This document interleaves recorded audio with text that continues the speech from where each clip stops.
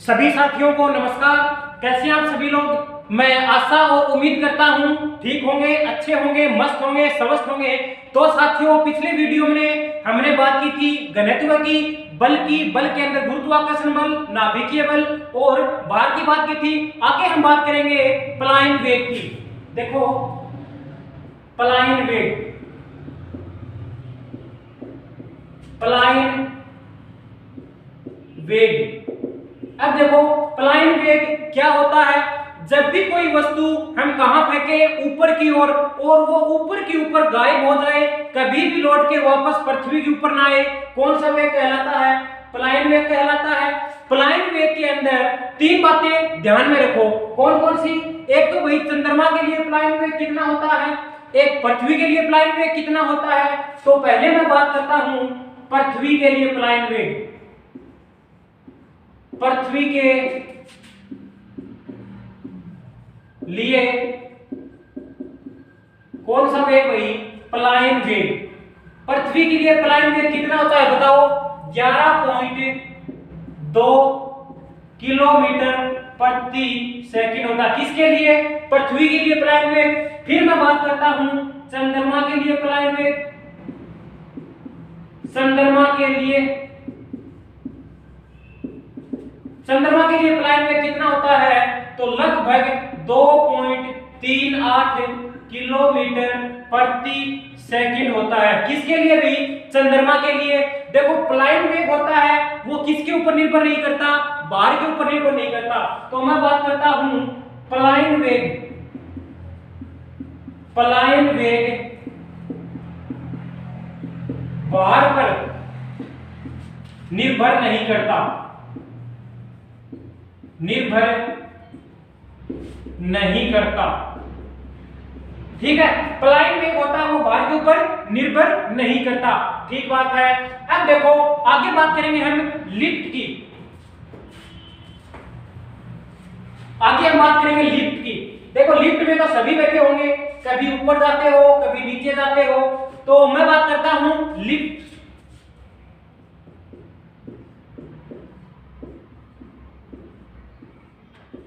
देखो, लिफ्ट क्या होती है? लिफ्ट में आप बैठे होंगे सभी, कभी ऊपर जाते हो, कभी नीचे आते हो। देखो, पहले लिफ्ट के अंदर तीन चार बातें ध्यान में रखनी है। लिफ्ट में आप ऊपर की ओर जाते हो। कहां? ऊपर की ओर। ऊपर जाने पर भार में क्या होती है? वृद्धि होती है। क्या होती है? वृद्धि होती है। और द्रव्यमान अपरिवर्तित रहता है, द्रव्यमान का चेंज नहीं होता। फिर लिफ्ट में आप नीचे आते हो, नीचे की ओर आते हो, तो भार में क्या होती है भाई? भार में कमी होती है। क्या होती है? कमी होती है। फिर एक समान, फिर लिफ्ट का जो तार है वो तार वायर होता है, वो टूट जाता है। तो क्या होता है? तो मैं बात करूं यहां पे तार टूटने पर, तार टूटने पर लिफ्ट का भार जीरो, जिसको आप भारहीनता बोल सकते हो। क्या बोल सकते हो? भारहीनता। ठीक है। और एक समान वेग से लिफ्ट यदि एक समान वेग से गति कर रही है तो भार में क्या परिवर्तन होगा? भार अपरिवर्तित रहेगा, भार के अंदर कोई भी चेंजमेंट नहीं होगा। तो मैं बात करता हूं यहां पे एक समान वेग से, एक समान वेग से गति करे तो भार अपरिवर्तित रहता है, अपरिवर्तित रहता है। क्या भाई? भार। देखो, लिफ्ट के अंदर चार बातें ध्यान में रखनी है। लिफ्ट ऊपर की ओर जाती है तो भार में वृद्धि होती है, नीचे की ओर आती है तो भार में कमी होती है, तार टूटने पर जीरो यानी भारहीनता होती है, और एक समान वेग से गति करे तो भार अपरिवर्तित रहता है। क्या रहता है? भार अपरिवर्तित रहता है। ले लो स्क्रीनशॉट। फिर अब आगे हम बात करेंगे कौन से बल की भाई? उत्प्लावक बल की। कौन से बल की? उत्प्लावक बल की। अब देखो, मैं बात करता हूं उत्प्लावक बल।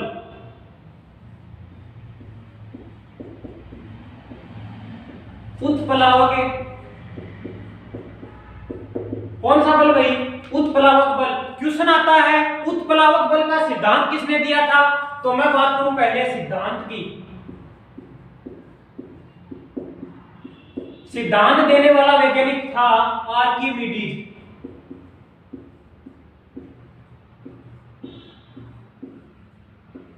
कौन था भाई? आर्किमिडीज। उत्प्लावक बल क्या होता है? जब भी आप कुंड से घर में पानी की बाल्टी निकालते हो, अगर पानी की बाल्टी पानी के अंदर रहती है तो आप एक अंगुली के सहारे निकाल सकते हो, वो वहां पे कौन सा बल लग रहा है? उत्प्लावक बल लग रहा है। और मैं बात करता हूं उत्प्लावक बल है वो द्रव के अंदर या पानी के अंदर लगता है। कौन सा बल भी आपका? उत्प्लावक बल। अब देखो उत्प्लावक बल है ना, वो वस्तु के भार में क्या करता है भाई? कमी करता है। तो मैं बात करूं उत्प्लावक बल वस्तु के भार में कमी करता है, वस्तु के भार में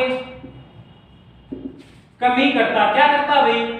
कमी करता है। कौन सा बल भाई? उत्प्लावक बल। आगे मैं बात करूं उत्प्लावक बल किसके ऊपर निर्भर करता है? तो उत्प्लावक बल घनत्व के ऊपर निर्भर करता है।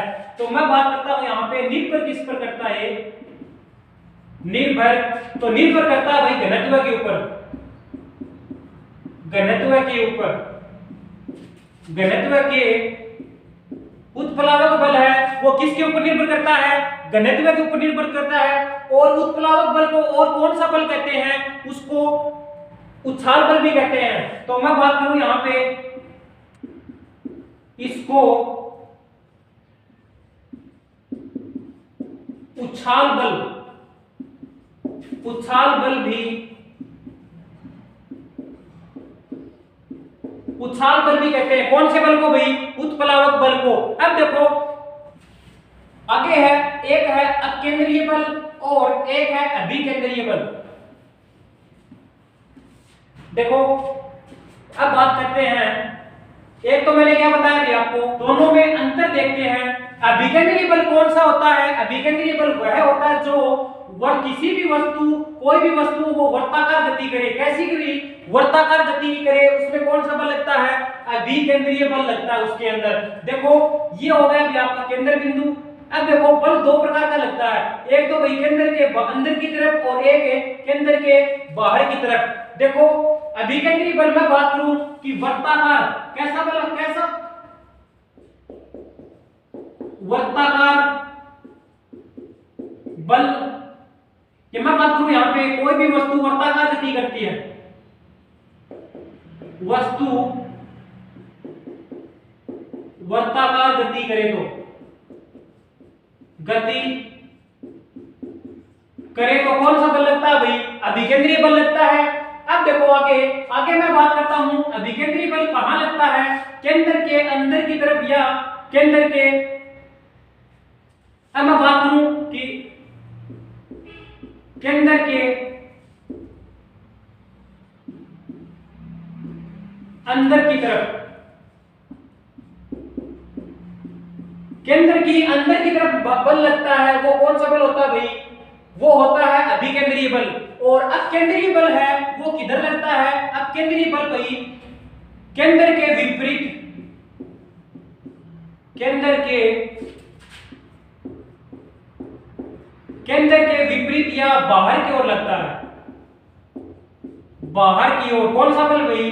आपका अपकेंद्रीय बल। अब देखो इसके अंदर मोस्ट है इनके एग्जाम्पल, परीक्षा में क्या पूछा जाता है? इनके एग्जाम्पल पूछे जाते हैं। तो अभिकेंद्रीय बल की मैं बात करूं यहां पे कि एग्जाम्पल की, तो आपने देखा होगा वर्ताकार जो सड़क के किनारे होते हैं वो एक साइड से ऊपर उठे हुए दिखाई देते हैं। तो मैं बात करता हूं वर्ताकार सड़क का किनारा ऊपर उठा हुआ, किनारा ऊपर, सड़क वर्ताकार सड़क का किनारा ऊपर उठा हुआ दिखाई देना अभिकेंद्रीय बल का उदाहरण है। एक आपने देखा होगा सर्कस के अंदर मौत का कुआं होता है, उसके अंदर बाइक सवार की जो गति होती है उसके अंदर कौन सा बल लगता है भाई? अभिकेंद्रीय बल लगता है। तो मैं बात करता हूं यहां पे सर्कस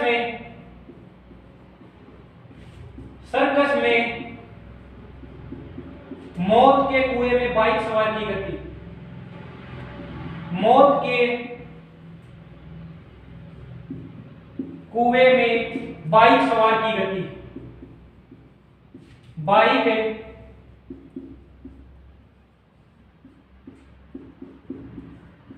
देखो दो एग्जांपल इसमें वर्ताकार सड़क का ऊपर उठा हुआ दिखाई देना अभिकेंद्री बल का उदाहरण है, और एक सर्कस में मौत के कुएं में बाइक सवार की गति किसका उदाहरण भाई? अभिकेंद्री बल का। अब देखो अब केंद्रीय बल का उदाहरण मैं बताता हूं आपको। एक तो होता है भाई मदानी, जो दूध पिलाने की मशीन होती है उसके अंदर कौन सा बल लगता है? अब केंद्रीय बल लगता है। एक होता है वॉशिंग मशीन। कौन सी मशीन भाई? Washing machine. और एक होता है डाई क्लीनर। Die cleaner. ये तीन उदाहरण किसके हैं भाई? अब केंद्रीय बल की। ठीक है, अब केंद्रीय बल और अभिकेंद्रीय बल के अंदर दो दो तीन तीन बातें ध्यान में रखनी है, ले लो स्क्रीनशॉट।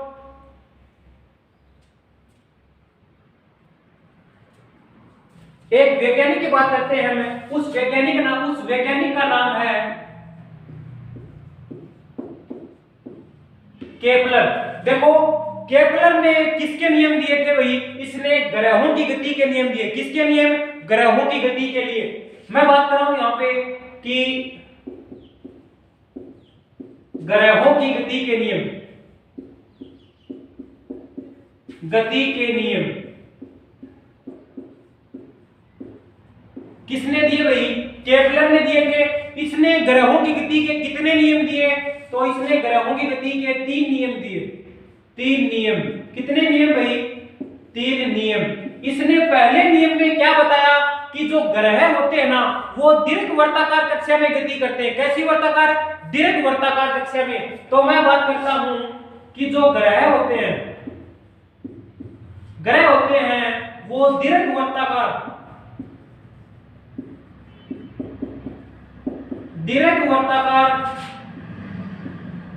कक्षा में गति करते हैं।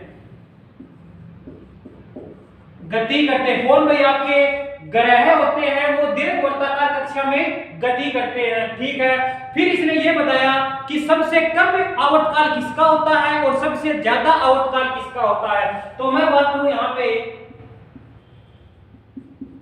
सबसे ज्यादा आवर्तकाल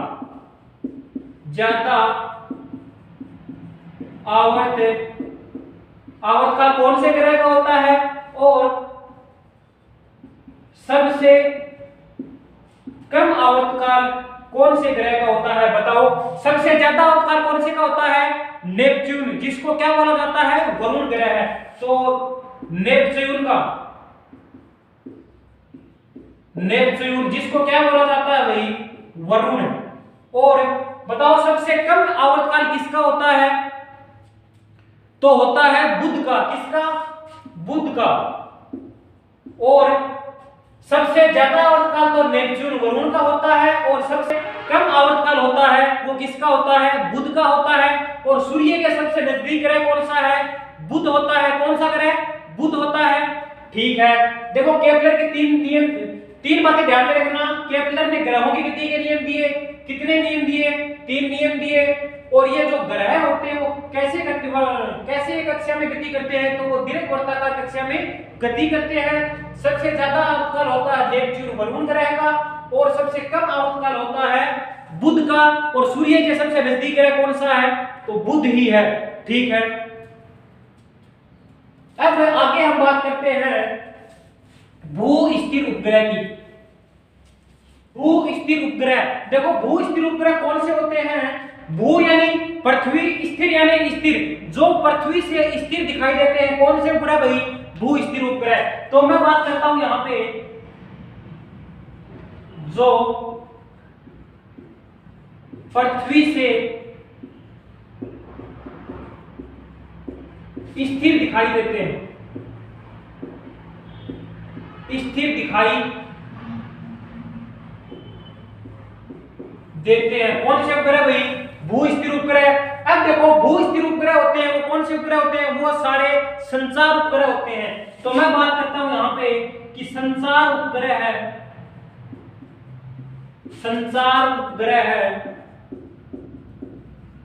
भू स्थिर उपग्रह होते हैं।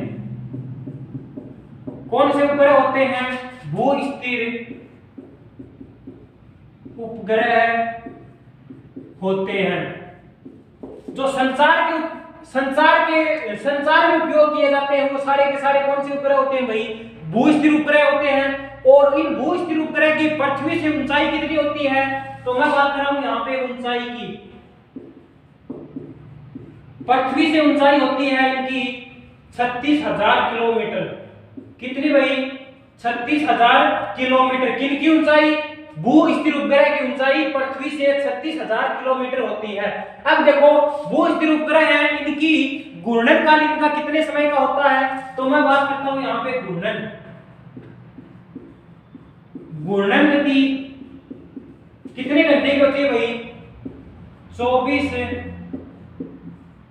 घंटे की। कितने घंटे की भाई? 24 घंटे की होती है। अब देखो, भू स्थिर उपग्रह जो पृथ्वी से स्थिर दिखाई देते हैं, ये संचार उपग्रह होते हैं। इनकी पृथ्वी से ऊंचाई 36,000 किलोमीटर होती है और इनकी घूर्णन गति होती है वो 24 घंटे की होती है। अब आगे हम बात करते हैं कि भारत का प्रथम भू स्थिर उपग्रह कौन सा है। तो मैं बात करता हूं यहां पे भारत का प्रथम भू स्थिर उपग्रह कौन सा है, बताओ जल्दी से। तो हम बात करेंगे पहले भारत का प्रथम भू स्थिर उपग्रह कौन सा है, बताओ। वो है एप्पल। कौन सा भाई? वो है एप्पल। कब छोड़ा गया था? ये 1981 को छोड़ा गया था। और कौन से देश की सहायता से छोड़ा गया था? तो रूस की सहायता से। किसकी? रूस की सहायता से। आगे आता है भारत का प्रथम उपग्रह। भारत का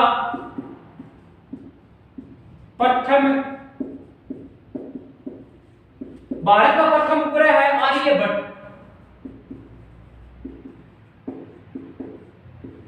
भारत का प्रथम उपग्रह कौन है भाई? आर्यभट्ट है। और ये कब छोड़ा गया बताओ?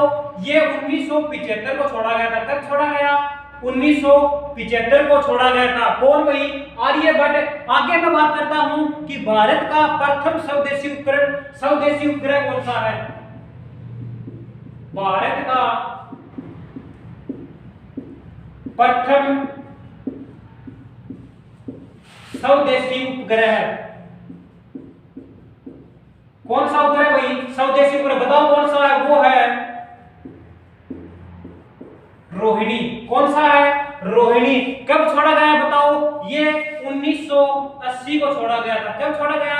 1980 को छोड़ा गया था। और सुनने की खोज भी किसने की थी भाई? आर्यभट्ट ने की थी। देखो यहाँ पे तीन बातें बताई है मैंने कि भारत का प्रथम भू स्थिर उपग्रह एप्पल है। कब छोड़ा गया? 1981 को छोड़ा गया। कौन से देश की सहायता से छोड़ा गया? तो रूस की सहायता से छोड़ा गया। आगे बात करते हैं कि भारत का प्रथम उपग्रह है आर्यभट्ट और भारत का प्रथम स्वदेशी उपग्रह है वो है रोहिणी। कब छोड़ा गया? 1980 को छोड़ा गया। तो दोस्तों, हंसते रहो, मुस्कुराते रहो। जय हिंद, जय भारत।